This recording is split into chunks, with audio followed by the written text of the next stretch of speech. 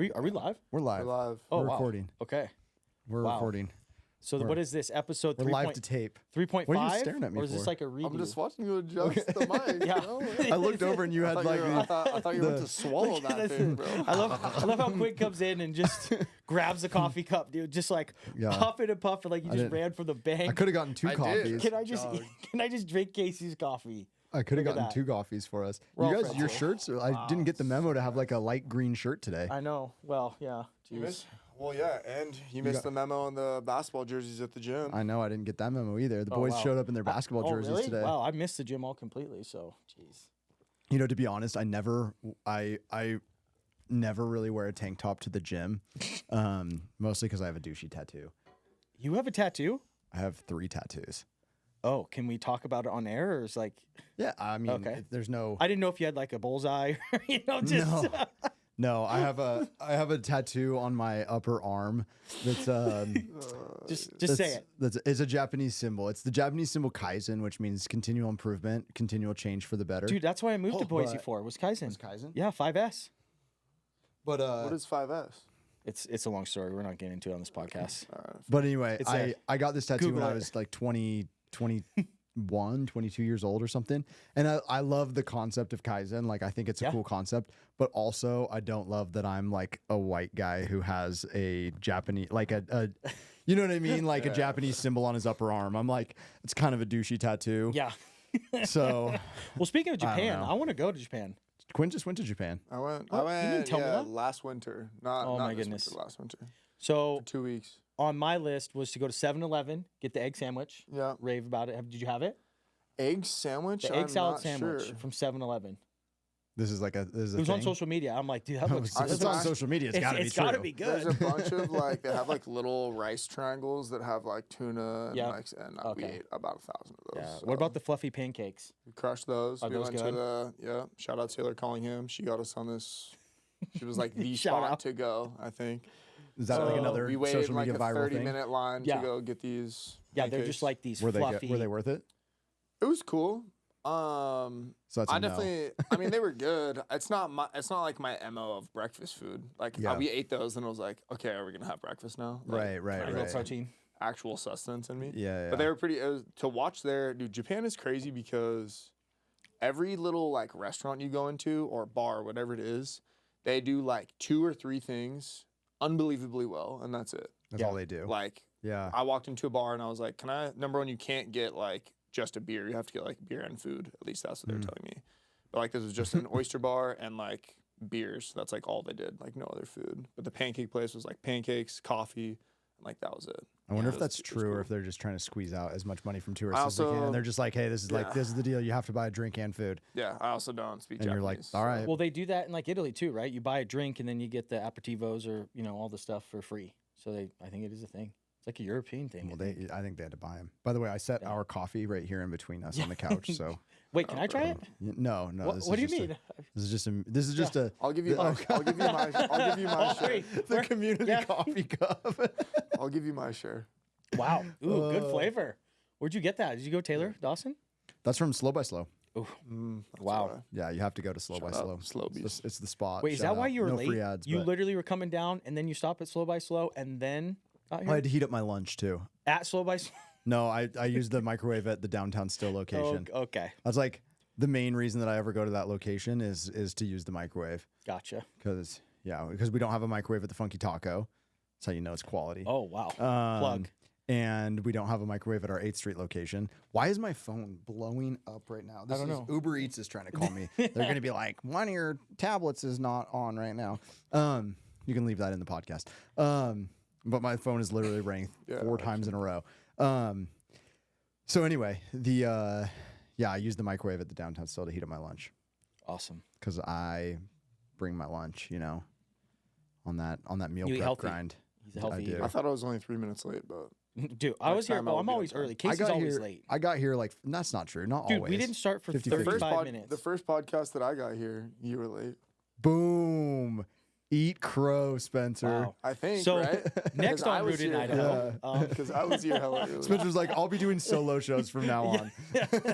Well, Rooted in Idaho, episode number something. I don't know. I'm really bad at keeping track. Is 11? is this a rewind? What are we calling this? No, I think this is the random episode. That's what I was going to call it. This is the random episode. Phones are going to be out. We've reading got, stuff, topics. We've got a repeat guest, one of our favorite guests, Quinn Skillin, on the pod again for a second round.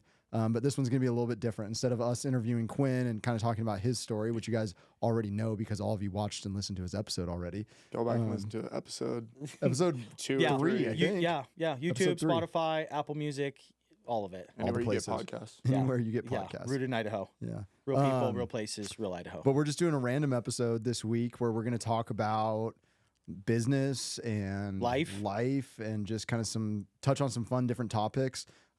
Might be related to real estate, might be related to running businesses, and we're just going to kind of share, the limited knowledge that we've accumulated through our experiences here, and see if any of it resonates and is helpful. Okay. Yeah. Let's go. And a little banter and shit talking along the way, probably. Yeah. Little cell phones. And apparently a community cup of coffee. Hey, it's good coffee. I'd share it too. What do we got here? I know, right? Yeah, Spencer, you just had a good list. I did. No, I was like, I went the old-fashioned way and used just like my brain to think of some some topics, and then Spencer went the new-fashioned way and he pulled up ChatGPT, and got some topics. It's just sent it. We got the best of both worlds. Yeah. So guys, it's the best of both worlds. It's Hannah Montana. Shout out. Yeah, keep making ice cream, dude. No free ads, but Hannah Montana.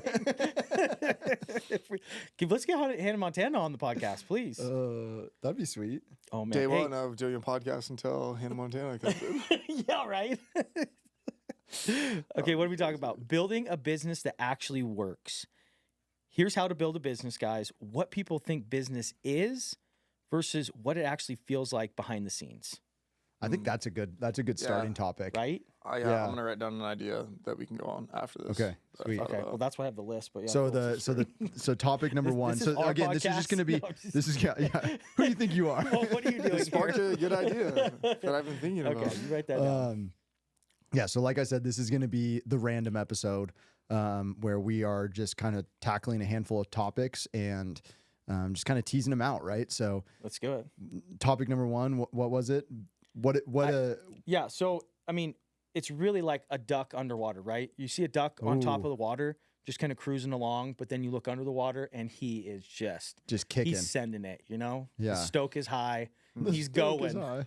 Sometimes the stoke is not high, but he's still going. But he's going. He's chugging like a train. Yeah.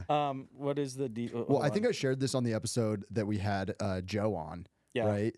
Where I said, that my standard advice for the last, we're coming up on, actually April 10th will be the 9-year anniversary of me quitting my actual real job, like my last day in corporate America.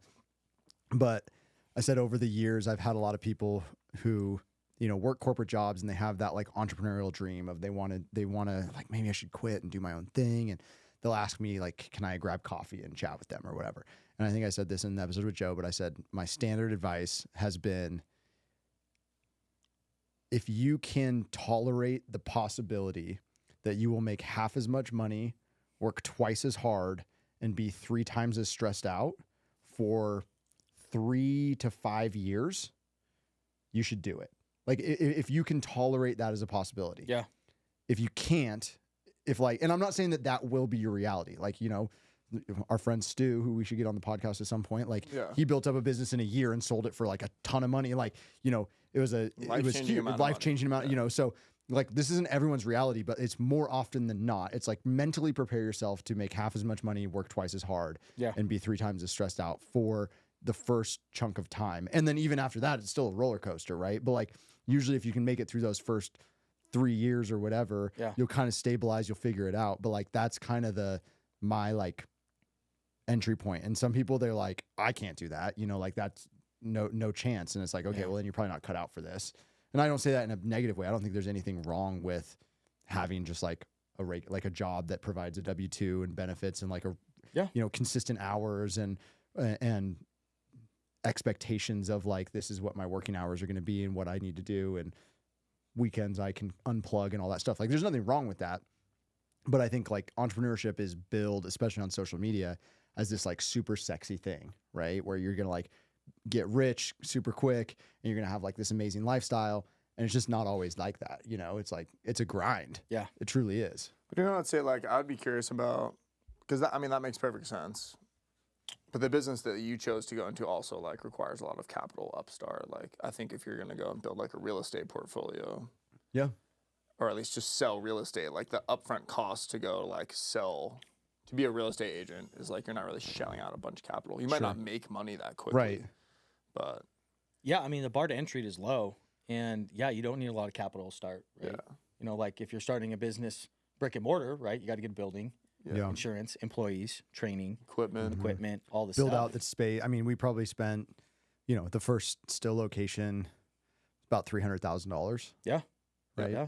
I needed a cell phone and a laptop, yeah. you know, $1,500. Yeah. So I mean, I definitely, but still, that doesn't mean you're gonna have like success right away. So No, you could totally. you could burn a lot of money doing ads or whatever it is, or just not working and just not making any income. Yeah, I think. Yeah, if you don't have savings saved up and like something to have on the back burner, and if like mentally you can't handle the fact that your bank account's not going to keep chipping upward, it's probably going to go down for a while before it comes back up. Like, probably not. And I think you become a jack of all trades, right? Like you can't just be. I think to run a successful small business in like today's economy, you have to be marketing, selling. You're doing so much all the time where it's like, I've never done this before, and I need to become pretty like proficient in this pretty quickly. Yeah. And I think a lot of people are just like, I mean, dude, a desk job is way easier. It's just do one thing, you get paid every day, you know what you're gonna get. Yeah. You're making money regardless if you actually did anything today or not. Like that's not the case in entrepreneurship. But there's you also it's fun. You get to learn a bunch of shit. Yeah. And there's also a risk to the other side of being a W-2 employee and like working for a company that, you know, that company could choose to downsize at any point, or, you know, you are not the captain of your own ship in a lot of ways in that regard. Right. And let's say the company's leadership makes some wrong decisions, or they decide to implement a bunch of AI tools, or the market, you know, you're in a certain industry and the market changes for that industry, and like you could lose your job at any moment. Yeah. So, you know, there's pros and cons. Like I always found it, you know, talking about real estate. Yeah.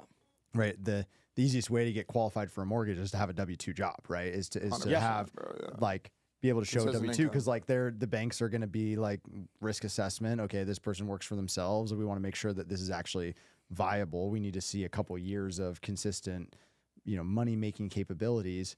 But they don't, you know, but the flip side is, well, but someone could just get laid off at any point in time, right? Like there's a lot of tech companies right now that are announcing pretty big layoffs, and, you know, job market's not great, but then that also impacts, like for us being in more of like service-based businesses, service industry, you know, you also need the economy to be humming along for people to be able to be out and spend money, right? And like do things like that. So it's like, it really is, you know, this circular economy. But what do you think, Spencer? Wow. I've never thought you guys would ask. Business. What were we talking about again? Sorry, man. Just like what? It was a day. Back to the original. Yeah, it was like what. Oh, here it is. What people think business is, what it actually feels like behind the scenes. So I think again, and Quinn, you brought this up. It's getting to a point too of working on the business, not in the business. And I think that's a hard thing for small businesses too, as you're getting going, because you lack the capital, you're learning, you're trying to understand things. You're going to make mistakes, right? You try to limit those as much as you can, but it's also trying to, you know, delegate where you can, right? With the capital that you have and the knowledge you have, and trying to like get out so that you can start to think. Because when you're outside the business, I think that you do think differently, right? Because you're not in the day-to-day grind as much. And Kasey, you can probably attest to that as well, is now you can think about the growth, like what's next, where are we headed in the ship, right? And then you're painting the picture for everybody of what that looks like, not just now, but a year from now, 5 years from now, 10 years from now. You paint the picture, and then you start bringing the people in to help, you know, build that dream and build, you know, that culture. Well, it sometimes can be a little chicken or the egg with that too, right? Because like I credit my business partner Dan a lot with, like, from the very beginning, we were setting out, like I'm a little bit more of a like, I'll just do it kind of a person. Yeah. Right. Like I'll just get in there and do it. And I think that that's valuable and has benefits, but also you have to realize that, like, if you have that mentality, you're going to stay a single location business for a long time, because like you're the one in there scooping the ice cream or, you know, making the coffee or whatever it is. And you don't have, you know, you aren't forced into that situation to where you have to think about growth. So like very early on in the still, like Dan was very adamant of like, we're not working behind the counter. We're not working shifts. Yeah. Because if we get stuck in that, then we can't look at how we can grow this thing. Yeah. But like also we didn't necessarily have the like we would have been financially, we would have each been better off if we were working in the store because we were paying people to be working in the store. Yeah. So it's like we were taking this sacrifice in terms of our personal incomes in order to think longer term about, okay, how are we going to set this up so it's sustainable so that I being there each day isn't what drives the ship. Yeah. And so you know, that can be like that chicken or the egg. Cause I think ideally you would have a situation where you're kind of snowballing. Okay. Now I need to hire someone to take over this thing, snowballing. Yeah. Right. And you're kind of taking care of yourself. But I think depending on how quickly you're trying to grow or what you're trying to build, sometimes you have to look at it from okay, short term, I'm going to take a little bit of a hit here in order to structure this in a way to where we can grow and slowly remove ourselves from like these layers of the business. And like, I think that's kind of where Quinn's at right now too, is like with Dee's ice cream trolley, he's, from my perspective, like you're still doing a lot of the like running around and, you know, making sure that everything operationally is ready to go. Yeah. And you're trying to find those right people that you can put into place that you can trust to kind of like run it. And like, don't get me wrong, like you've been able to go on, you know, leave town for a weekend and like things run. But that's kind of that, like you're in that limbo of like working in and on. Right. Yeah. And it always is going to be that way. Yeah. And I think like going back to what Spencer said too, having time to like think about what to think about, I think is like super valuable also. Right. Like thinking about, okay, where is this ship going to go in the next 3 years? And like, okay, if that's going to happen, what do I need to figure out? What do I need to think about? What do I need to sit down for an hour and just like process through? Where if you're just in the business all day, like I was just running around doing everyday tasks that need to get done. Like I don't have time to sit down and be like, okay. Well, you're also in a different mindset. And I think personally for most people, let's take even business out of it, just humans in general, right? You love, you know, a routine. You get used to it. A lot of people get stuck in those routines of the things that they're doing. And when you're doing it and you add it to a business, you just get in that routine. I'm showing up, I'm doing these things. And you don't get to think about and stop because you're tired at the end of the day of like, okay, what are we actually doing here? What are the goals? Where are we going to go next? And you just forget to do it. And then all of a sudden 6 months goes by and you're like, say 5 years, 5 years. And you're like, what happened? So that's why it's like, that is a double-edged sword of like building and then, but also like being self-aware enough to understand, okay, I need to take some time to really think. And it doesn't always have to happen right away. No, you know, it's something that if you can piece it together and say, okay, I'm going to take this plan. I'm going to work on this for 15 minutes a day for the next month, if that's what it takes, just to get the ball forward a little bit. I think that's always a good thing with the goal in mind. With you saying that, I think that's a well put of like time to think about what to think about. Yeah. Yeah. I mean, it's like highest ROI. You can like sit down and just Have you found any good ways to do that? Like, is it literally, I mean, I think one benefit for you right now, this is something that I sometimes am like, I wish I had a day to like, we're open 7 days a week, right? Like right now you have Mondays off. Yeah. It's like, you can almost make like a day where it's like, okay, nothing's operating right now. I can like use this time, but maybe it's not Mondays for you. Do you have like time in your calendar, or like, is this just more ad hoc? Like when inspiration strikes and you are like, okay, I'm going to think about what I should be thinking about here. Yeah. I mean, I definitely, what I need to work on is definitely like structuring my day and my weeks, right? Like when I have a week super structured and I at least like go into a week with like a plan of what I want to do, my week ends up turning out way better, right? Yeah.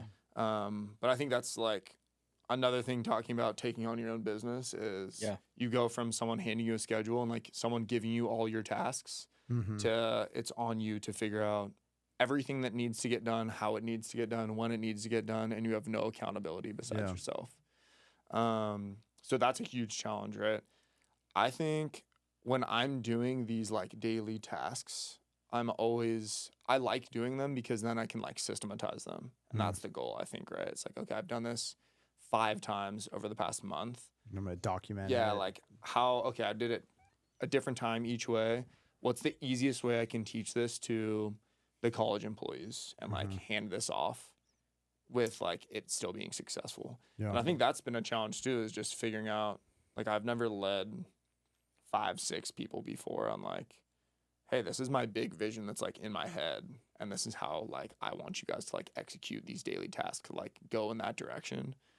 And I think it's literally just, it's like a science experiment. It's like, Well, it's a skill I have an set. idea, let's try it. It doesn't work, let's move on, let's try something else. But yeah, I think the same thing as you. I think sitting down, like whatever it is in my calendar for an hour a week and just being like, what are these huge tasks that need to get done to move this in like where I want it to go? Yeah. And then what are those actually, like, what is the first step I need to take to like get that ball rolling? I've always thought about it in this sense of like, there's always going to be some degree of reactivity in your day and your week. Yeah. And then there's Like, you also have that some nicely degree in of your like schedule. proactivity. Yeah. Yeah. Like, I mean, obviously it's taken a long time to get there, but like it's like I've worked hard to make most of my days like proactive, if that makes sense. And like whittle away the reactive, but like, there's always going to be fire drills that show up. There's always going to be things that are like, oh shit, we got to go do this. Or like, I need to go take care of this thing. But it's like, as you can increasingly structure, I know you get that last drop. As you can increasingly structure, I want that. Baby bird. as you can increasingly structure your day to be more proactive and less like reactive. And I think that's, I've tried a variety of different things. I think a big thing for if you are, a business owner, entrepreneur, like, and you don't have that, hey, you need to be here at 8 and leave at 5 or whatever it is, still like, it's been important to me to maintain like working hours, like protect working hours, if that makes sense.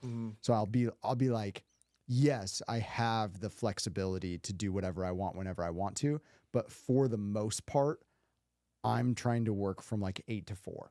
Yeah. Like that's when I'm working, right? And then obviously the fun never stops, right? And you're still like doing stuff in the evenings or on the weekends. Like sometimes you have to do some things, but I try to protect those hours so that I'm not just feeling super aimless during the week of like, well, I can do this whenever. Yeah. So like whenever turns into never kind of a thing, because there's no like accountability. So I'm like, well, I still show up to work, even if I don't really have anything to necessarily be doing. Yeah. I'm like, well, I'm still going to be there. Yeah. I think it's just setting boundaries is important, especially for yourself.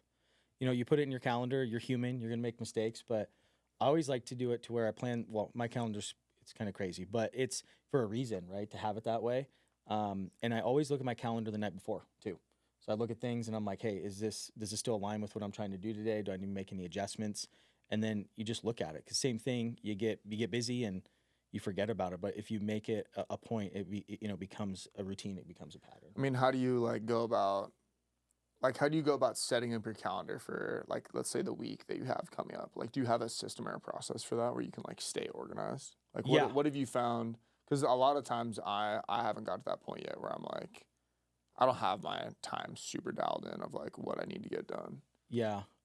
Leverage, So Charlie, I couldn't do it without, pretty much handles all that for me, right? Which is really nice. So, and then in time you just refine. So like I have personal time in there, even the gym time. I block stuff out because Spencer missed the gym today. I did. See, I'm human. I slept in also. We're not going to talk Quinn about was why. late, but yeah. We're not going to talk about why. But anyways, it's life. But yeah, so see, I made a mistake there. But no, I think trying to stick to the calendar is important. And then, having it as a routine. And it's all changing because mine changes sometimes throughout the day. But there is some things that it's not removable for me. So, I mean, I want to learn more about that. So, because I think a lot of people don't ever get help. Like, they don't ever decide to, like, hire someone to help them. Hire an assistant or something. Yeah, or, like, I don't know. Production partner. Yeah. Production partner. Production partner. I was just saying generally. I wasn't saying Charlie specifically. Yeah. But I think, like, that's She'll something hear I this. would like to get to, right? Of, like, having a team that's like, because I get pretty like scatterbrained and have all these ideas and I need to get reeled back in and be like, okay, this is where I need to go. So like, I would be curious, at what point did you decide like, okay, I need help? And then how did you end up like scheduling with time with them to just have them figure out like, okay, this is what Spencer really wants. Because I think delegating Well, that shit is hard. Delegation is an art form, and it's one that I'm proud to say I'm getting really good at these days. But it's nice because when you can delegate, but it's also having people that you can trust. And I think setting an expectation with them is important of what you expect and allowing them to be a part of it. I also think that when it comes to delegation, wow, drawing a blank. This never happens. Like when did you decide to hire Charlie? Like why? Like did your systems break at a certain point No, where I you were think- too busy and you're like, I need help, or like what was that trigger? I think a line I use I see a lot is like what's on the other side of fear, and that's growth. And I think trying to make a decision to grow and to get additional help, you just got to take that risk. So just when interviewed and just What's that fear there? Like giving someone a salary that Exactly. you don't have that money anymore. Yeah. Essentially, yeah. So overhead, and then just like, is this going to work? Is this going to make it easier for me, or is this just going to take away from me as a person doing business, right? Just as you're building business, I think that's the difference with real estate is sometimes people don't look at it as a business. You look at it as like, hey, it's front facing, it's me, I'm that person, but it truly is a business. It's like 100%. it sounds cheesy, but it's like when you go to a car dealership, right? Like you don't go talk to the owner. Like you go buy a car from the salesman. You go to the service department to go there. So I think it's again changing the perspective. Like everybody thinks real estate agents are like used car salesmen. It's like, well, okay, there's a lot more to it. And if you're going to do it at a high level, there's things I know you can put in place because I do all the time. I think to give a better experience for the client. Because ultimately, it's like I got a whole team working for you, man. Again, it's like where's my best time utilized? Not just time for money, but also time for a client. And I think having different people to help facilitate allows me to be in a superpower of negotiating, connecting with people, and allowing things to happen the way I want it. And then training your people and building that culture is super important there. Yeah. So yeah, I think just taking that risk and having someone there is great. And just, it definitely changes your life a lot. It allows you a lot more freedom. It actually makes you busier, right? It makes you grow. Yeah. So. I mean, that's what I think is super cool about entrepreneurship, like whatever it is. And it's funny that I agree with you, like people don't think that real estate is like, you're running a business. Like that's literally what it is. Yeah. But it just forces growth so fast because there's just so many problems going on. You run into stuff you would never run into normally. You're handling so many different things at once. You end up delegating, you end up a manager, you got to deal with people, and you just don't. Like a W-2 job, unless you're I don't know. I guess I haven't really had one, but I would assume that like you're just not going to run into those problems. You're not learning those skills. Well, usually there's someone above you that's like, you know what I mean? Like you are solving. They're just delegating stuff. But to them. also, if you have a W2 job, the best way to advance through your company is to be a problem solver, right? Like if you can solve problems for whoever you report to, like you're going to get promoted pretty quick, right? Yeah. I think it's also not being the smartest person in the room. I think there's a lot of business owners I know that it's about recognizing that where your weaknesses are, I think, and having people in place to offset where your weaknesses are, right? Yeah, I totally agree with that. And you said it, Kasey. I think relinquishing control is a really hard thing for people to do. Yeah. And it's the fear of, I built this, I have these systems, I want this a certain way, and it's the trust that you have to instill in other people, to put that forward. And I think that's a hard thing to overcome. Yeah, I think people do not like that. I think like one of my superpowers is not being a perfectionist.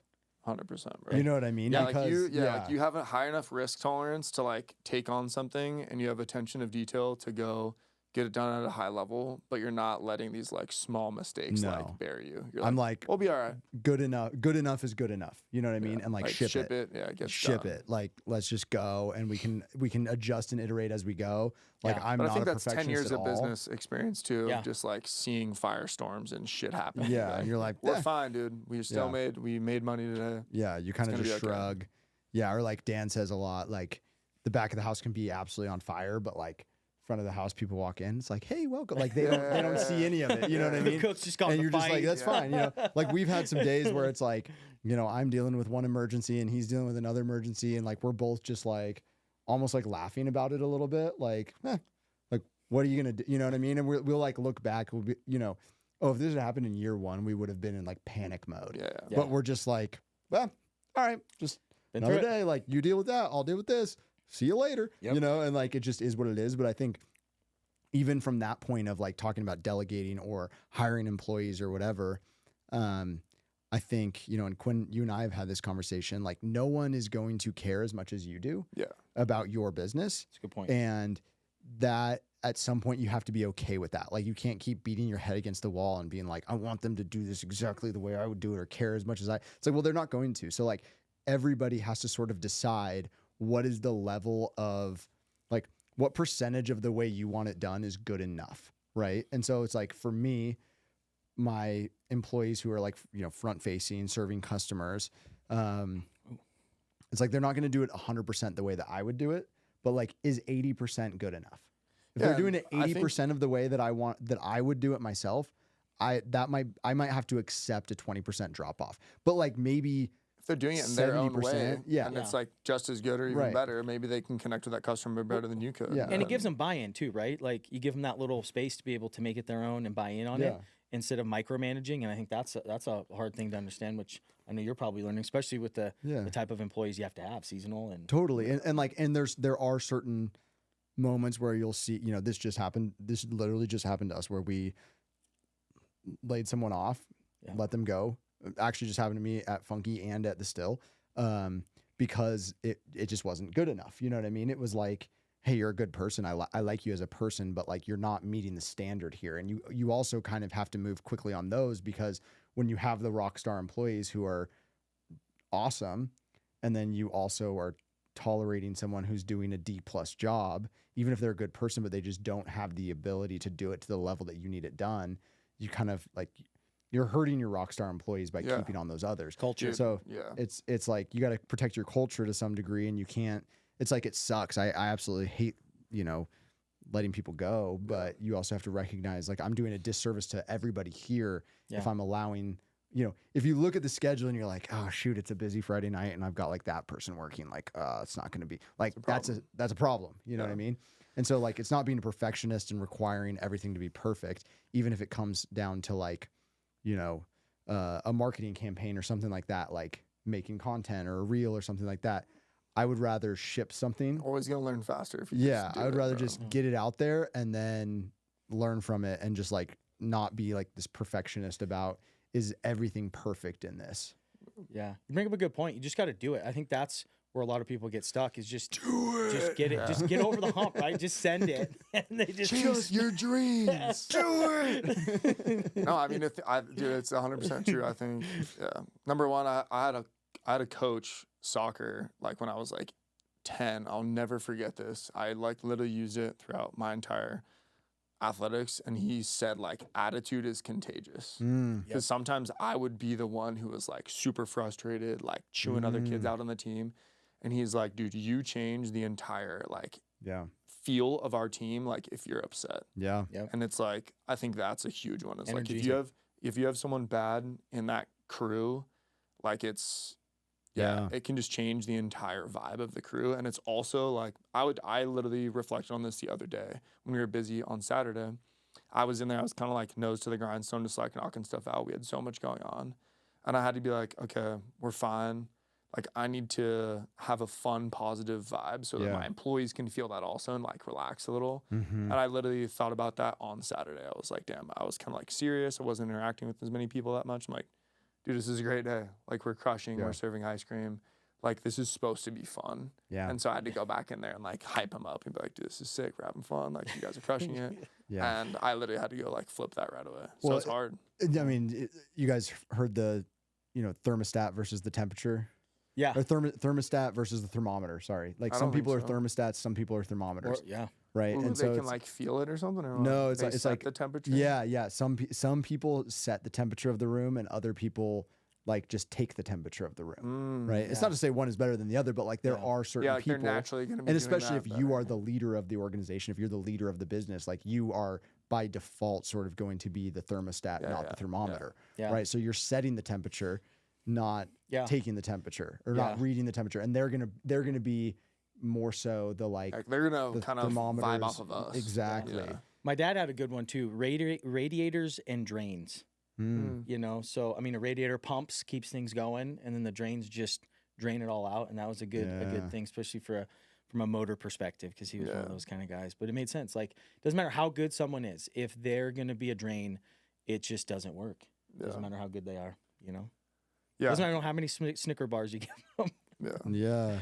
Yeah. It's definitely important to get the right people in the right spots as much as you can. But it's like we've also talked about, Quinn, like sometimes like, you know, high energy doesn't always equal like the best person for the job. Sometimes you want someone who's just responsible, who's steady, who's, you know, because like you don't want to conflate the two and be like, oh, this person's super high energy, therefore they're going to be a great store lead or whatever. It's like also like who shows up, who has a really good understanding of the job and like listens well. Yeah. Yeah.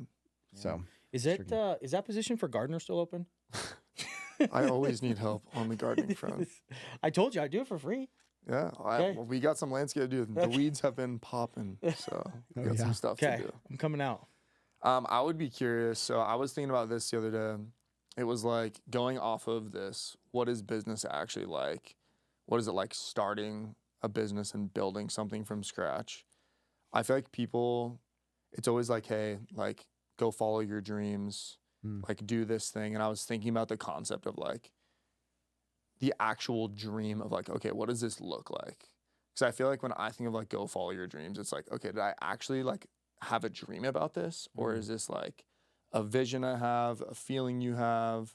And I'm curious to get your guys' opinion on like that follow your dreams concept. Like what does that actually like happen? How does that actually like come into the physical world of like getting something started?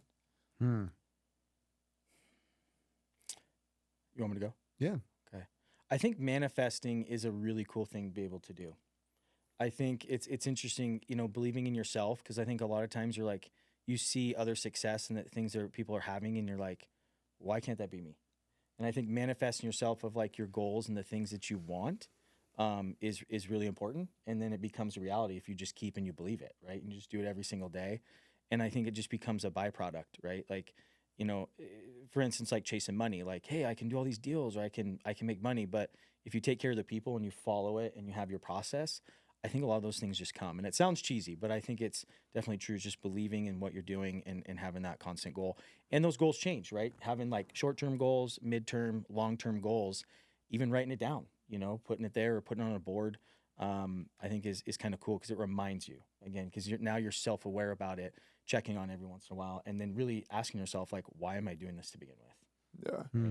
Like in real estate, what was your like progression of becoming more successful? It was like, oh shit, I sold like a couple houses. I'm starting to have some success with this. And then you sat back and you're like, okay, I think I can take this to this level. And you were like, have a whole team. Like, did you have that foresight to where you're like steering the ship in that direction? Or is it kind of like these goals are like constantly changing and it just like evolves over time?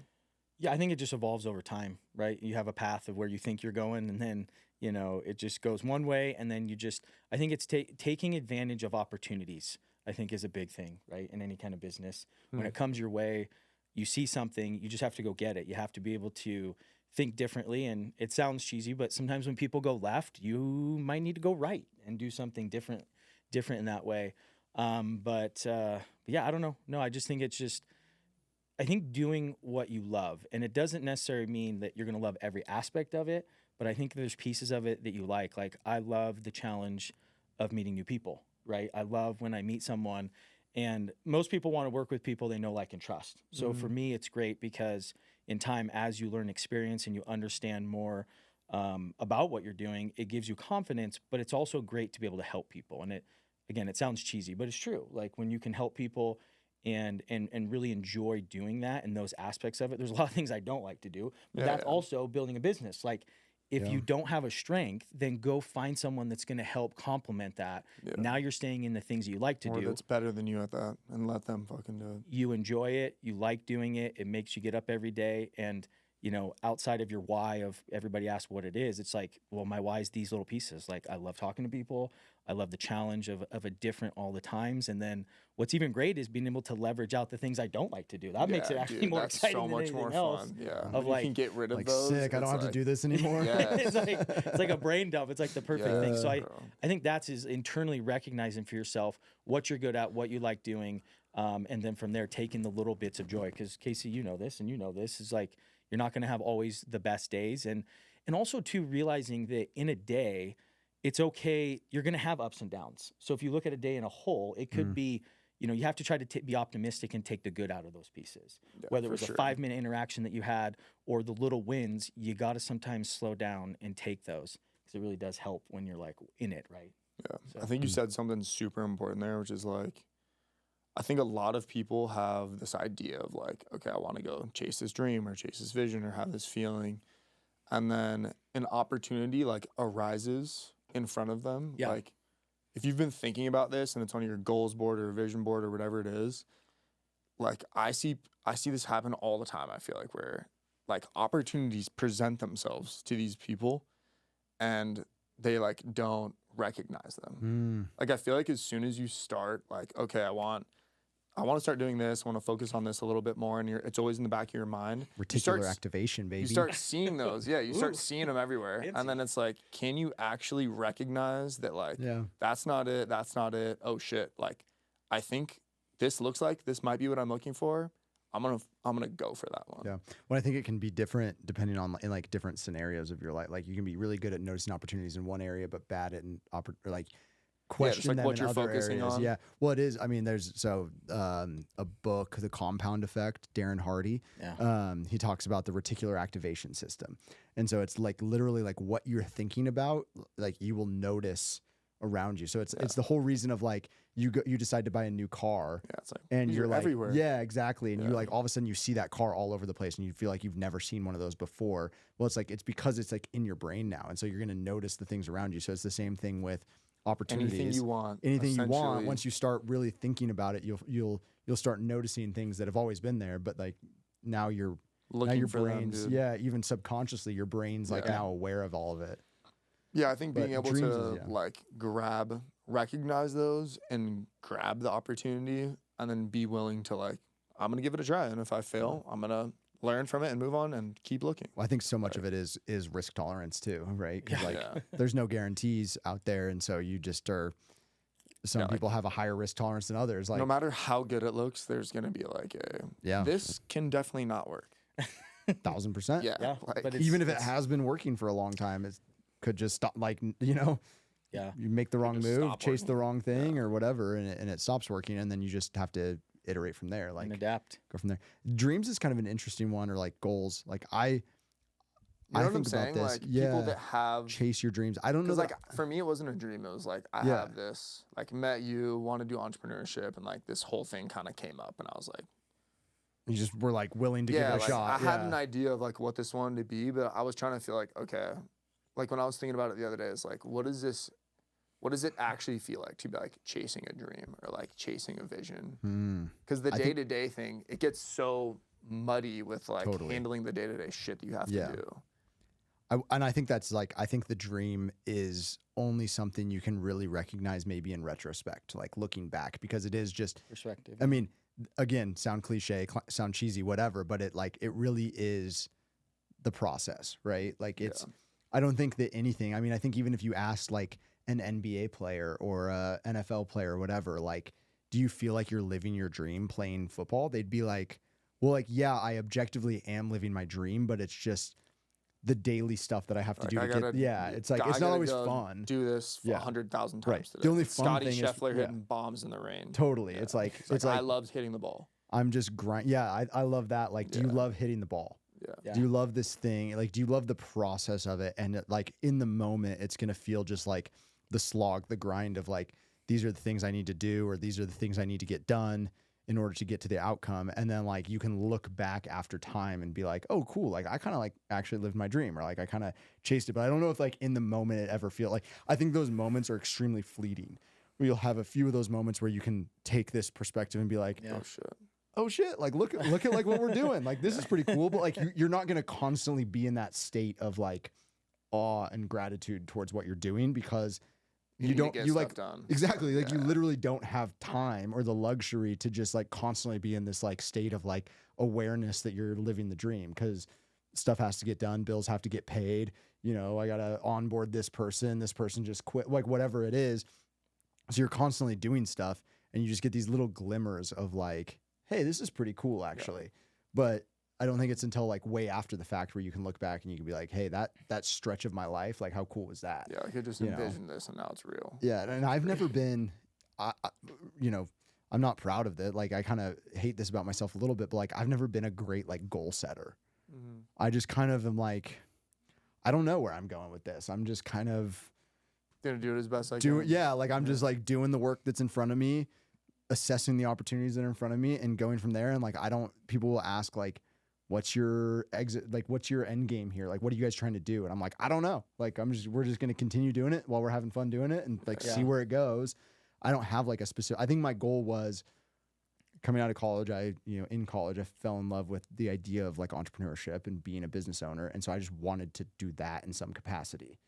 Like this is what I want to do. And then you just kind of find an avenue and you start doing it and you're like, oh, okay, I guess I'm doing it. Again, it doesn't necessarily like feel like what you thought it would feel like when you're in the moment doing it, because you're like, well, it's still just your everyday life. Yeah, it's just your everyday life. It's like, this is just what life is. You get those moments of like, this is pretty cool. Drive by a office building, you're like, it's sick that I'm not sitting in a cube there. Yeah. You know? But it's like, you know, you also just kind of show up and do your thing. I also think to bring back like a little bit of delegating or like asking for help. You know, we've talked about this, Quinn and I have talked about this a lot, of like sports and the influence of sports. And I think something that's interesting with like you guys both being more so team sport, like Spencer was baseball, Quinn being football primarily, like, you know, you played other sports, but like I really played an individual sport. And I know that for myself, again, not necessarily something that's good. I wouldn't like recommend this, but like, because golf is like such a part of my personality and like who I am as a person, and it's such an individual sport, I'm not very good at asking for help. I'm not very good at like bringing in outside influences or whatever to like coach me, teach me, whatever. I'm a very like, I do this myself. Like this is all on me kind of a person.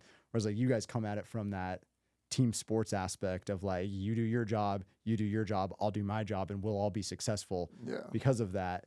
It's like an interesting thing that I've noticed about myself is like, I've always had a hard time asking for help. I mean, I think asking for help is generally not the easiest thing to do. Yeah. That Pride, ego, all comes into play. But you both brought up good points. I think, Quinn, you brought it up.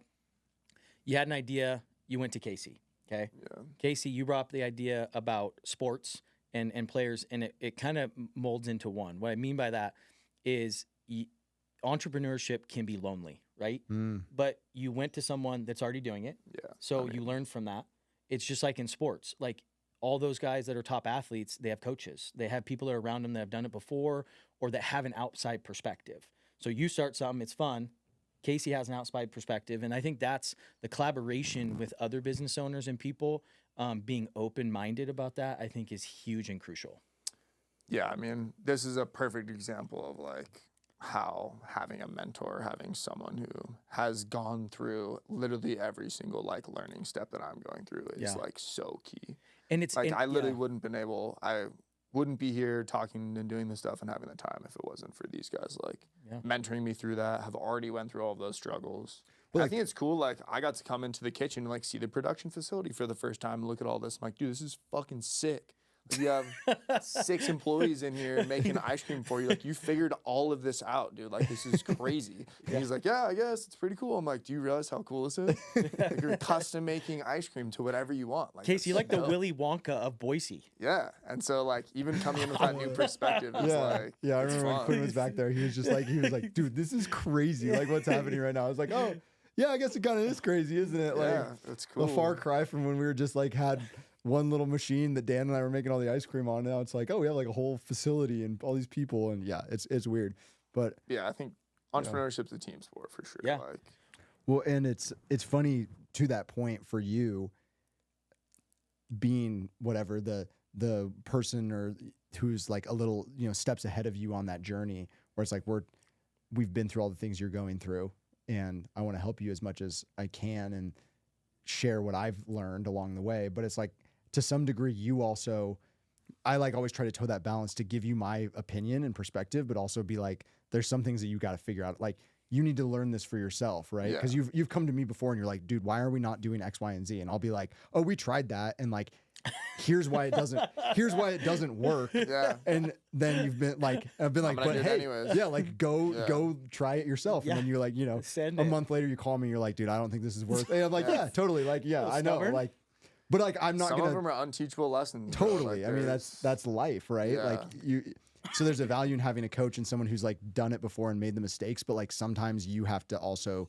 learn that, like there's value in learning the lesson on your own a little bit or trying it. And like, you know, cause everybody thinks like, well, I can do it better. I can do it differently and make it work. And it's like, well, it's not always, it's just funny to be on this side of it a little bit and watch you try some things that I'm like, yeah, we tried that. Like I encourage you to try it, like see what happens, you know? And then you can be like, oh, okay. Cause that's how you ultimately get a little bit better and like hone your skills. Right. Like I used to joke, and it goes back to me not being great at like, you know, taking outside. Like I used to joke that like, oh, our suggestion box has a hole in the bottom and it's right above our trash can. You know what I mean? It's just like, if I had $1 for every time someone, you know what you should do. You know what I mean? Like Dan and I used to joke about that of like, people come up, you know what you should do? And it's like, yeah, suggestion box is right there. Like go ahead and put it in there. I sit awake at night thinking about 1,000 iterations of this every night. I think. Yeah. I know I can make it work. I know I can. That's also not a good attitude on my part because like some people do have great ideas, right? And I so know, it's just like Root and Idaho ice cream, you know? You keep shooting me down. Keep shooting me down. What is I this? came up with a great flavor. It's beautiful. ChatGPT came up with You know a what? great I still flavor. have to prompt it. Okay, so I still What is one it? day. I don't, what is it? It's potato chips. It was like a potato. It was like a toasted potato crumble, which I actually think was kind of cool. We like looked up how to make it. And Yes. it's an interesting idea. It could be like a very Idaho ice cream. See, here's Like keep yeah. it from getting soggy. So but yeah, I think we can my do thing is always like with ice cream flavors. This is inside baseball a little bit, but my thing with ice cream flavors is like I never want to be gimmicky. that's And not so I gimmicky. think like it is like having like a potato something ice cream like No. gimmicky, and I'm trying to like draw people in to try the potato ice cream, but then they're not actually going to order. You know what I mean? Well, why you have to try it I first? balance on that. Yeah. Quinn, next time when you have to go in there, just do it, and I'll give you the recipe. Let's just send it. I'll make I mean, the we can potato always chips try it, myself, bro. dude. We'll Yeah, just I'm throw it down. in. All right, We'll try there's it. a key. We can just go in there and do We've whatever got we the want. key. Yeah, we got the key. We know the owner. Dude. Yeah. One day. What's Let's- another? What's let's- another? I don't know. That guys. was We good. covered. Yeah. We covered Yeah. a ton. Like, let's see. What do we got left? Yeah, here? I mean, dude, if you're thinking about starting a business, find someone. I would say great piece of advice is find someone who has a life. They're living the life that you want to like go after. Find that person and figure out what they're doing. Yeah. If that's your good mom, advice. if your mom calls you and tells you you shouldn't be doing this, and your mom's life sucks, maybe you don't listen to it, bro. Right. Like, Well, honestly, like Don't Well, take my advice brother- from people who you wouldn't want to be. My brother's a whose life you doctor. wouldn't wanna He have. crushes it. He has an entirely different like view of what his life is going to be. Mhm. And when I call him and I ask for his advice or something, like I just know the lens that he's looking from Yeah. is not going to be one that applies to me. I don't want his life. Like he has a great life. It's amazing. But like we're just different people, right? Yeah. And I think like when he gives me advice on stuff, I think this goes back to like the mentor thing too of like things, unteachable lessons, things that I need to learn on my own. Is like you can ask for all this different advice from all these different people.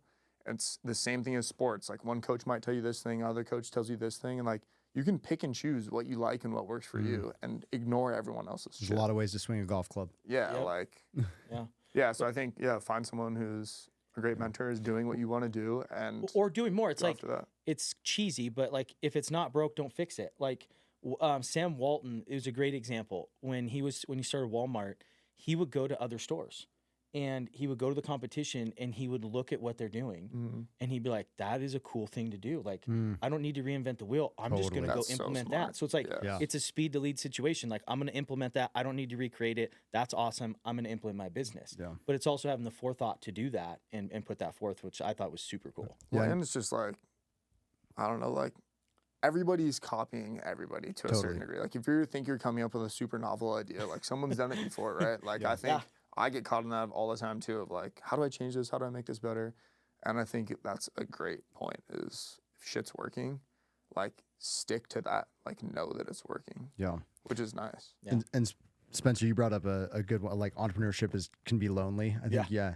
And so I think there's also value in that same idea of like finding other people who are doing the thing so that you can share in that a little bit together. Cause I think that was a tough suffering. thing. Totally. And that was a little bit of a tough thing for me, especially in my, like I started this business when I was 25 and young pup. Else and like none of my friends were, I didn't really have anyone who like I could relate to in terms of like what the things I was dealing with was, And so I think if you do go and find find a mentor, find other people, get plugged in. I think Quinn does a good job of this, of like trying to meet other coffee shop owners and, bakery owners and just business people in general. And like you build this community of people who like have relatable experiences or things that they're thinking about. Right. Well, you're also, like the 5 most people you spend the most time with. So I think that's another thing too. I gotta get out of this room. I'm just kidding. Yeah. Okay. Door's right there. And I'm leaving right now. But it is true, right? Like it's cool when you can have that. And that's why, being around the right people, if you have your certain goals and things, and it makes it fun. Cause like you can either be around people that talk about ideas and cool things or people that want to gossip, right? Yeah. And usually the people that want to gossip, I mean, don't get me wrong, I like to get the tea once in a while for a lot of things, but I think overall, having that is super important. Talking about ideas rather than talking about people, because most of the time people will talk about those kind of things because they're unhappy with their life or the things they have. So, it really comes down to a mindset. What else, Spencer? Oh God. Okay. What else did was that a mic drop moment? Is that why I got quiet? Yeah, that was sick. I like that. You like that? Marketing that actually works. Parentheses. Very trendy. So attention is real currency now. What kind of marketing stopped working for you? What actually brings in real clients today? Okay. So I got one. Helpful content, videos, guidelines, storytelling. What do you think? I would go, this is not an original idea. I literally got this idea off this guy from Instagram, but what he was talking about is, and this kind of goes to what we were talking about, you could get like millions of views on something, right? Like put out a really good piece of content, it goes viral. Like, does that actually translate into business dollars of people coming in the door? And what this guy's take was, yeah, we need to be living in the content world. It's the lowest hanging fruit to reach 50,000 people immediately. Are you still doing real things in real life, right? Like, if you put out some sort of post about an event that you're holding in real life, let's say it gets out to 25% of the people that your super or good content normally gets to, like, is a super high percentage of those people gonna show up in real life because they know that you actually have like good human connection and you're doing something cool and are doing real life things. And I thought that was like a super good angle for marketing of like, can you connect with people super well, like through this like channel, but then actually get people to show up and like you're doing physical things in the real world that are really cool. Yeah. So I thought that was super interesting. Yeah. Yeah. I mean, I think the best marketing is having a great product at the end of the day. Yeah. Right. Like whether that's a real estate services or whether that's ice cream, it's like the best marketing is to have a great product, because then people are going to tell their friends about it. They're going to want to repeat it themselves. That creates that word of mouth marketing that it can't be beat. Right. And so I think that's like step number one. You could have the best marketing ever and someone shows up and they don't have a good experience. They don't like it. They're never coming back. They're never coming back. Yeah. You get one purchase out of them, but like, oh well. Yeah. Right. So the best marketing is building repeat business. And the way you do that is through, great product. Like when I interview employees, I tell them like my 3 big things: great product, great service, great atmosphere. If we nail those 3 things, we're going to be successful. Yeah. We have a great product, great service, and a great atmosphere. That's really like all we can boils it down to that. Because then people are going to want to repeat that themselves. They're going to want to tell their friends. They're going to want to, their families visiting from out of town, they're going to want to bring them to this spot or whatever it is. I think that where we all, like creating content is obviously the lowest hanging fruit in the digital world that we live in, right?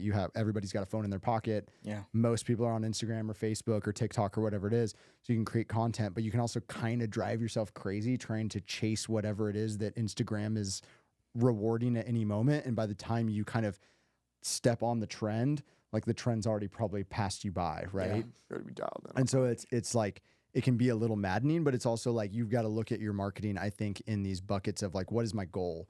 Is my goal to drive a direct sale right now, or is my goal to build awareness, right? Like, so I think a lot of times with ice cream, for example, unless I'm selling like, hey, I'm trying to sell gift cards right now. I'm trying to sell a gift card deal, right? Well, there I'm trying to get someone to click a link to go make a purchase right then and there. A lot of times for us, it's about positioning ourselves in someone's mind so that when they do want ice cream, they think of the still, right? So it's like awareness, it's brand awareness marketing overall. And so that's just being consistent, putting your content out there, right? And like having that brand awareness so that then when someone is ready to make a decision, they think of you first and foremost.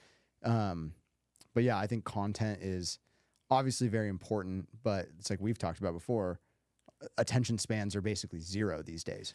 Right. Yeah, and it's a completely different, Yeah. like social media landscape is completely different now than it was when we started. Like when we started in 2016, 2017, I could put a picture of an ice cream on Instagram and have 200 likes, you know, just a static photo of an ice cream. And it's just like, boom, you know, people like it. Now you do that and it's like, I might get, even though we have 20,000 whatever followers, I might get like 20 likes. Like people are just, sees it anyways. yeah. Or you make a reel and it doesn't capture that audience. Boom, next reel, next, right?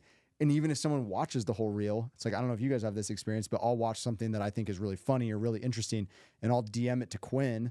And then the next day he'll be like, dude, that reel you sent me. And I'm like, what was it? I don't even remember. You know what I mean? Yeah. So I have to keep that in my mind too, that like, even if I have a really successful piece of content, people have probably already forgotten about it. Yeah. And I think it goes back to being top of mind, right? So doing the consistency of having that. And it's interesting, you know, depending on who it is or that person that's putting that content out. And I see this a lot. Like people might not like it. They might not give it a thumbs up or comment, but they'll see it. And it is interesting as you do that, people see that. And, you know, it can be pretty powerful because you're like, oh, I didn't think people are actually seeing the things that I'm doing. But it also goes back to couple things. Like people either want to be entertained or they want to be educated. And how can you do that in a real way where it's not cheesy and they get to know you? Because at the end of the day too, you kind of want to be a storyteller in the sense that you want to tell your story, why you're doing the things that you're doing. And I think people can relate to that because these days you see all these gimmicks and all the things on social media where people are trying to, you know, get likes or like these. But I think getting back to using social media as a platform for people to get to know you as a business owner, how you operate your business, what your values and your goals are is a pretty cool thing if you can make it like real, you know, they get to know you as a person. Storytelling and values for sure. Like if somebody knows your values, and especially in this community too, like this is small, pretty tight knit community, values are super important. And then, like I think you do a super good job of marketing things in real life. Like almost you would say, I don't want to say old school, but it is old school. It's like, let's print this out. Like we are going to get these in the visitor center or whatever it is. Yeah. And you know, like where these relocation clients are going. Yeah. And like, I think you crush that. And that's something that like, I definitely need to do more is like these traditional it's relationships. Media channels. You know, I mean, people say it all the time. And, you know, what's the difference between a millionaire and a billionaire? And it's relationships. Yeah. And I think that's a huge thing is getting to know a lot of different people, building those relationships. So the opportunities arise. And when those opportunities come, you know, you have a good group of people that you're around that can recognize that, you know, because if you're, you know, at the gym or you're doing stuff and you just are talking about cool ideas, you could almost have like a spark like, hey, you know, I was at this thing the other day, I was talking to this guy and he was telling me this. And that's where I think cool ideas can come, where someone has done it before is like, well, did you ever think about this? Yeah. You know, and those are kind of the cool things I think, you know, again, the type of people you're surrounding yourself with. Yeah, I really think it depends on what you're trying to market, right? That too. How people, obviously everybody who has their business, that you're going to understand your sales cycle, right? Is this, am I selling houses? Am I selling marketing services? Am I selling gym memberships? Am I selling ice cream? Like, what am I selling? And how are people making those decisions? And where are they going to, you got to go where the fish are, right? And so that's why Instagram is helpful, because that's where a lot of fish are. We all spend way too much time on Instagram. But I think it's just kind of understanding, like, you can't just kind of throw stuff out there and hope it works to some degree. Bro, I think, being very intentional, having a plan is so key. Yeah. Because Dude, if you don't have intention behind this stuff and it's like, this is exactly why I'm doing this, and like, this is what I'm looking for as like this worked or not worked, you're just burning money. Yeah. Yeah. You're literally just lighting money on fire or time, whatever, either Yeah. one, whatever it is. And then I also think like volume, like Hormozy talks about this a lot too, of like, if you do find something that works, like just how can you increase the volume on it, right? Like what is that one that he talks about, like flyers or something? And the guy's like, yeah, handed he's out like, 2,000 flyers. he's Go like- hand out 50,000 flyers. yeah. He's like, you handed out like that's not enough. That's not gonna enough move the needle, volume. bro. Yeah. So you got to be kind of like putting out volume, and building like, even if you're talking about content, it is building a relationship of like trust with people, right? Yeah. Through your content, through your product, through whatever it is, to where they know that it's like, you know, I have a pretty large email list, for example. And we don't send out that many emails, but like when we do, we get about a 50% open rate, which is a really, really good, That's good. which is a crazy open Yeah. rate. But I think it's because we've built trust that like, hey, if I'm sending you an email, there's value contained within it. There's information that you're probably going to want to know. Yeah. And so like, I'm kind of always thinking like, okay, I don't want to just be emailing people every week just for the sake of being out there. I want to like email them when I actually have something, an event, intention, yeah, too. with something of intention to sort of tell them about, right? But it's also consistency over time. I think so many people get caught up where they try something and they don't follow through with it, especially these days, right? Instant gratification. We want it now, instead of having a delayed gratification and understanding that sometimes things just take time. Yeah. Well, I think that goes back to, like I like hitting the ball as a golfer. Like that's all I'm doing. Mm-hmm. It's like I'm doing this process because I like this process. Yeah. And like you're just gonna stick with it way more. And I think that's like another piece of advice that comes around all the time. That's like, you're never gonna compete with the person who's like in love with what they're doing. Oh, 100%. Because they're gonna do it all the time. Like it's not work to them. Yeah. It's just not. And if you have to like force yourself to go do it, you're never going to compete with this person who is in love with this process. Yeah. I think, dude, marketing's hard, but it's definitely it's a huge lever to be pulled on. Well, yeah, it feels like it's just ever changing, because you're trying to map and like understand human nature and like human trends, right? And so, like I said, like it's just like it's like feels like it's kind of this thing that's always like just outside of your grasp to fully understand, because as soon as you feel like you kind of have it figured out, like things kind of change, right? Well, now AI, now right? people are doing this. Yeah. For example, AI, it changes so fast every day. Yeah. You used to take so long to make a video or a prompt, and you'd have to go hire companies out. Now people can use their phone, and you can go and use all the apps and edit and get things out. Well, now it and might not schedule even be a real person, right? Like it's just is it's just a video of like an AI generated thing, and so like there's that even like doubt in the consumer mind, right? Of like, is this even real? So, and I think it goes back to then the type of content that you're doing, right? Seeing like people in real life. You're seeing people in real life, like doing the stuff. Like we're doing a podcast, you know? I'm doing stuff where it's like day in the life. Like I got people following me around, you know, for a whole day to say, hey, what does it actually look like to be an agent, right? So people can actually realize that. Because my hope is that there's more respect for the fact that like, there's a lot more that goes on than just like, hey, I'm just showing a house, or you know, we just get to go and dress up and go show people stuff. You know, there's more to it than that. So. When are we gonna have like a meta podcast within a podcast? Let's like do it. Spencer's documentary crew We'll documenting do us. the podcast. No, we do. We'll We will. all have VR on, so you won't even be here. Oh, But we'll We're be just all in our podcasting. own world. I It's love like it. in We could do a- Spencer's truck. a Yeah. podcast of us doing a VR podcast. Yeah.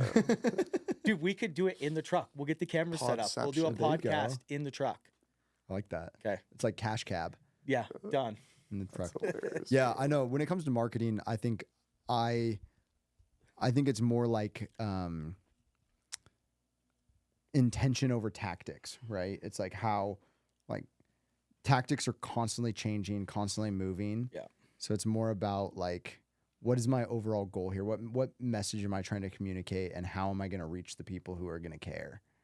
And like the tactics kind of ever like always move and change, and the channels move and change, and like some things come back around, like direct mail's kind of having a comeback, right? Hey. And things like that. I like direct mail. Yeah, well, because like people don't cool. get mail anymore, right? Yeah. And so like when they do, it feels like this unique, special thing. Whereas like our text messages are overloaded, our emails are overloaded, our social media feeds are overloaded. So people are like looking for that, kind of change in how they're receiving information. Yep. So tactics change, but I think as long as you kind of have this like overarching, consistent like messaging and build trust through your product, your service, like with your customers, that kind of like flow you can kind of move it around to meet people where they're at over time. I like that. I think you got to sit down and like think about what you're actually selling to, right? Like taking time to think about what you should be thinking about. And it's like, okay, we sell ice cream, but what are we actually, like, what am I actually selling at the Trolley? I'm selling like, like, okay, it's an experience. What type of experience is it? Okay, it's a tourist coming to town who's never been here before. Like, what is this interaction actually going to be? Like, how can I take even that experience and just like simplify it all the way down to like, I'm selling parents 30 minutes of peace or like whatever it is. You did a good video the other day about that. With the drawing, remember when you did the marshmallows and stuff? I thought that like was Valentine's cool. Day. It was like, okay, it's a holiday, but like, do you really celebrate it as a family? It's like, okay, how about we give the parents a way to go check the box of like, we celebrated Valentine's Day. We get a little piece of like, okay, we can distract the kids with something. They get to get ice cream or out of the house. Like, this is an easy way for them to do it. And that's a cool way to think about like human nature. Like, what do people actually want when they're doing this? Yeah, like if I end up building the food truck park, the whole thing behind that is, can I give parents 45 minutes of relaxation while they're outside doing something they like? What if you did like a daycare? I mean, dude, so I know it sounds crazy. You know what you should do. The idea is to fence that in and have a little kids area, you right? should, so they can basically have like, okay, we can let them play at the park. But the rule is 30 minutes to an hour at daycare before they get ice cream. Yeah, okay, so have an employee over there who's essentially some sort of child care person. Yeah, like sign a waiver, them. Yeah. I don't hate it, to be honest. CrossFit casual. Let's do it. Yeah, free daycare. Built-in childcare. Yeah. Dude, just a little spot. Yeah. But I think like going back to storytelling, right? Of like, if I'm making a piece of content and it's marketing and I want people to come in, like, what is the actual angle of like, okay, I want to sell them ice cream, but what do I need to give them to come down to the Trolley? And what is that going to be that's like actually interesting so that they come down and buy ice cream? It's not like, hey, we have new ice cream today. You should come buy it. It's like, hey, we have this cool thing going on. Like, this is really the backstory. If you want to come down and have a cool experience, you should come down and like hang out on the patio. Yeah. Or whatever that is. Yeah, totally. We're in the experience business. Yeah. So, fast once again, casual. having intention. Yeah, burgers, pizza. Because then you make it all in one, right? It's like, with kids, I think of it as like the path of least resistance, right? You all these kids running around and, you give food so they can come down there, they can get food, and they have an experience after the fact. Tire the kids out. Parents are stoked. Mom, can I have a glass of wine, whatever. Yeah. Like, that's Just do the whole thing, Yeah, I think that's sit down and think about that shit is hard. It's so hard to like keep going down that thought experiment of like, how simple can I actually make this? Yeah. Which is crazy. Yeah. Are you going to build the food out yourself, meaning like you're going to have those businesses, or are you just going to third party it out? Yeah, the big vision there would be to bring in like maybe I was originally thinking like 4 food trucks. Now I'm honestly thinking like maybe just 1 or 2 with a daycare. Yeah, we'll have a daycare inside of a food truck. But yeah, just have some other vendors come in. We'll set it up like similar to Green Acres, right? Just provide something. It's a popular spot. Yeah, I think it's something that like the community could use. And realistically, there's no safe place off of 13th Street for young families besides like Camel's Back Park. Yeah. So if we can give them something where it's like they can hang out, I really want to make that patio. Like for me personally, I would like to work on that patio and like develop it over whatever it is the next 5 years because I like building shit, right? So like I want to have, if that project ends up like fueling my passion for building cool things with my hands that I get to like install into this cool outdoor space, like that's fun for me. Yeah. Like sitting there and thinking like, how do these people use this space? We have got a lot of westward sun late in the day. It's super hot. Can we do something that's like cool little nooks and crannies where people can hang out that is like cool outside, not inside, but they're relaxed. Even get like a local like artist and stuff to come play. You know? And I thought about the same thing. Like when I'm doing the Boise Bash, I was thinking about how I could keep people there, not just get a variety of different people, but like how do you keep them there for a period of time? So band, free alcohol, that helps. Free food, but then also, you know, for kids, face painting, bouncy house, all those kind of things. So now you have families that can do stuff. You have, you know, people that can drink, they can listen to music, but then also like a farmer's market. So now also it's cool because it brings the local community in. So now people can go shop. So they can go shop. If they're tired of eating and they just want to go relax, they can go do that. So that same kind of concept every day would be kind of cool. Yeah. And I think that just goes to like your intention of like knowing what's going on at this event too. Of like, what can I provide that's like actually of value instead of being like, come down here and we got free alcohol and food. Like that's definitely going to work. But yeah, how can they walk away being like, damn, that was actually really cool. Yep. And I think that's where you see these really good companies that have like their intention is just so specific. It's so good. Yeah. What else we got on this list? Dude, I don't know. We covered a lot. So what is this? Advice that actually helps. No gimmicks. Mindset shifts that changed everything. So an identity shift of a business owner, thinking long-term versus short. Casey already covered that. The truth about money and business. Revenue is vanity. Profit is reality. When did money stop feeling like freedom and start feeling like pressure? What's something people misunderstand about making more money? Cash flow, stress, inconsistent income. Kind of covered that, didn't we? Yeah. Reinvesting versus paying yourself. I would think, the money thing immediately I think of like salespeople hiring help, but like being nervous that, okay, now I have like whatever it is, if I want to hire someone quality, $60,000 salary, that's not coming to me now. Got to make that up. And I think a lot of people don't ever take that risk of like losing out on some cash to hopefully like long-term build a team that ends up making way more money. Yeah. And again, or like education, like taking classes. Yeah. Like I think that is such, like if you want to make more money, go spend it on education, go buy an hour worth of time for an expert that's in that field. Right. Like you're going to fucking learn so fast. Yeah. And then take that advice and actually try it. I think a lot, like some of the sales guys I worked with, they wouldn't even like buy their own leads. Like they wouldn't even spend time building their own lead gen. They were just like waiting for deals to come in. I'm like, dude, you're never going to make any more money. Right. Well, money. Brings up a good point too. Something we didn't touch on is like systems versus chaos, meaning having a system in place, processes and procedures, and how important that is in a business. Not my expertise yet. Are we diving into this one? This could not take my us expertise through. yet, but dude, I think it's so important. It's crazy. And I think that's where like Casey and Dan have a great one of like immediately being like, we're not working. How do we immediately put these systems into place to buy our time back as fast as we can? Yeah, well, it's always I mean, it's not always changing, but it can always be refined, right? Yep. And I think that's like the thing is like you're never going to get the chaos to zero.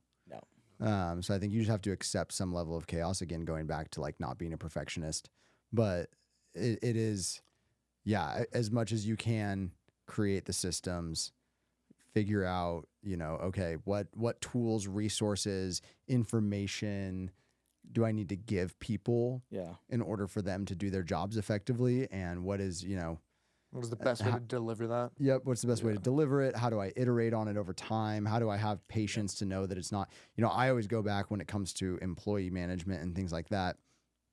I overemphasize taking more responsibility myself than blaming, right? So like, we're like holding them accountable. Yeah. It's like, you want to hold them accountable. You want to set expectations, but also like when things don't go right, it's like, okay, how do I look in the mirror and say, what's my role in this? Yeah. Did I set them up for success or not? How did I contribute to this failure? Because clearly they either weren't trained well enough, they didn't have the right resources, they didn't have the right. Now, if it's the same, if 9 people on your team are doing it well and this one person's not, like maybe that one person it might be them. But overall, it's like try to take more responsibility than is maybe even fair onto yourself and be like, okay, where am I failing in this? How am I not setting this person up for success? Where are systems not rock solid and like bulletproof? And I think that's good to always test those and see if they can break. It's always good to try that out and see, especially under pressure in all those areas for sure. Well, I think you probably have I think sales is like just strictly sales, your systems need to be so dialed. Yeah, I mean, I know a lot of people that are great salespeople, right? They can talk to people, they know how to connect, but I think a lot, one, they just don't focus on the right things. I think they don't look at it as a business. They don't have systems. And I think that's the big thing in any kind of growth that you're going to have in any business is having process and procedure in place, and most of them, won't do. And I think it's the little things too. It's like you have an idea, but then implementing it, like, hey, if I have someone in there, like, what's their birthday? Like, what is something that I could remember about that person that I can put in there and document that? And next time I'm talking to them, it's like I see a dog and I'm like, and genuinely, right? Like, because again, you meet a lot of people, but I'm like, oh man, that kind of made me think of that person. So again, having systems, having things that you're doing, and building on that is important. I think a lot of people just like, oh, I can get into sales and sell a lot of stuff, whatever it might be, but not having the systems in place is huge. What were you gonna say? I was like, I saw a dog and it made me think of this person. Yeah. Well, no, but because they look like the dog. But it is weird, right? Like different ideas pop up. Like I'll think of something and then all of a sudden my brain will pop in. I'm like, oh man, that makes me think of that one person. Yeah. And for me, it's just like, okay, cool. Like I did think of that for that person, and I'm probably gonna call them and say, hey, I thought about you in that point. And I think people can really appreciate that when you remember the little things. Yeah, something I think both of you guys do well. I don't do this as well. You guys are both callers. You guys both pick up the phone and like call people, and I love that. I'm so bad at that, but you two are probably the two most in my life that like make phone calls. Dude, I get it all the time. People, I love it. People want to text. I'm like, dude, I don't have time. Like some people I'm a are bad like, Spencer, texter, you're an asshole. And I'm like, well, maybe when I'm texting because I'm busy, I just want to be like bullet point, like this is what I need. But then when I get on the phone, it's like, hey, and it just gets it done so much faster. Yeah. I'm a call on the phone. Yeah, I love it. But I think that also makes people feel special. Like when you get a phone call from someone, I feel so special. But you get a phone call from someone, it feels like there's a lot more intention behind that than like a text. True. Right. Well, there's emotion behind it, right? Your text can get misconstrued all the time. So I've learned that in my personal life too. Use emojis, dude. Yeah, lighten it up a little bit. Yeah. This guy's a dick. I'm not. I mean, I'm definitely a very blunt communicator. Yep. So, it's normally helps when you can hear their person's voice. Exactly. But I do think going back to systems, like if you're in sales, and I think that's a small stuff in business too that makes a big difference. Where like that's not stuff you think about when you're first starting your first business. You're like, oh, I'm gonna have to sit down and set aside time to be like, yeah, okay, I need to make a Google Drive folder for how to do this birthday entry for a new client that's in the funnel. You're like, oh, I just want to fucking sell ice cream. Yeah. And like that's the shit that actually gets like the job done. It is, but also being around good people and recognizing where your weaknesses are, where you're not good at, and having those other people to remind you. That's the whole thing. Yeah, I can't wait to have people that are smarter than me help me out with the things I'm bad at, bro. Well, I think we're kind of coming up on our time limit here. I think the last thing people want to hear from us is our in-depth analysis of the war in Iran. So Spencer, you want to take that one first? I was texting that today when you had ideas. I was like, I thought I think this is what most people are waiting for is our expert analysis of oil futures as a result of the Strait of Hormuz being closed. Oh, no, I'm just kidding. Man. No one wants to hear us talk about that. What a world we live in. Quinn, how was your workout today? Your kettlebell workout? Dude, I think I'm going. So I think for everybody that doesn't know me, I'm a little bit of once again, I don't have a plan sometimes. So I go to the gym and I bounce around. Sometimes I do nothing, essentially, besides you show up at 6, 7 o'clock. Move the body a little bit. Yap the mouth with the boys. I think I'm on this. I want to do a kettlebell, like maybe 8 weeks. Okay. Kettlebells every day, or not every day, chill out. Maybe like 3 days a week. Not every day, chill out. He's on a medicine ball. Then he wants to jump in with whatever you're doing. Yeah, normally half the time, like Casey and Mark are just doing their things, and I just like do whatever they're doing. It's like dude, it was good. I got my ass kicked today. Like I had dumbbells out, and I was doing lunges, and then you come over and you're like a snow angel over there, just doing like the crosses, doing the crossovers. Yeah, the thing you sent me about golf. It's like Jesus over there. Yeah, kettlebells are good, dude. I think there's a lot of guys on Instagram that are doing kettlebell workouts that look jacked, and they got the nice grip strength. So I might give it a try. I know. Do the prison workouts. What I'm doing right now. It's just straight bench and do dips. bench, dips, push-ups, What else? Pull-ups, maybe. You know, whatever you're feeling. Maybe. Okay? Not the pull-ups suck. We all know that. But the other ones, yeah. Prison workout, man. Yeah. Anyway, stuff. Cool. Okay. 8-week program. Hopefully we'll get that done.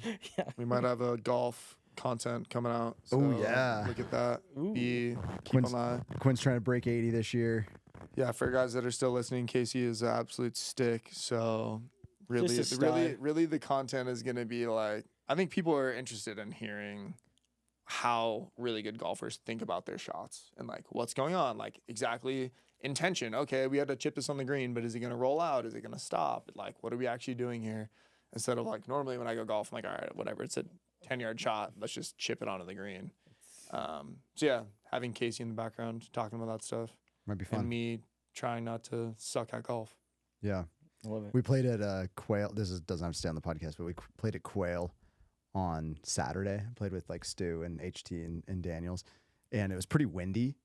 And like that would be a good one too, because like How the to handle wind. the wind. Yeah, just like what are you? Okay, it's like Oh, it's you're windy. Let's just play the same 125. club. Like It's like, yeah, all right, it's no. like no, you got to like think about like trajectory and like how much is the wind gonna knock this down and like where am I playing to and all that stuff. It's kind of it's What type of shot am I gonna hit? That's like Yeah. Burke. I think Burke is super. Burke's really good at the that, wind. yeah. Yeah. Just like, yeah. I've never playing been a great consistent. wind player. I mean, I'm okay, but wind really can screw up the golf. It's not fun. Dude, these podcasts are so fun. It's so fun coming in here. It's sick. You guys do this. Keep it up. Yeah. Super fun, dude. There's not Yeah. that We'll many have to keep people up the that are random doing shows. this, dude. I will So, have to do the congrats. random shows, like Random shows. random shows. Just talk about a topic. Now we bring can take Quinn these in. pieces and just throw them out. Yeah. Yeah, Or just do this I like it. episode. Yeah, cool. Okay. I like it. Rooted in Idaho.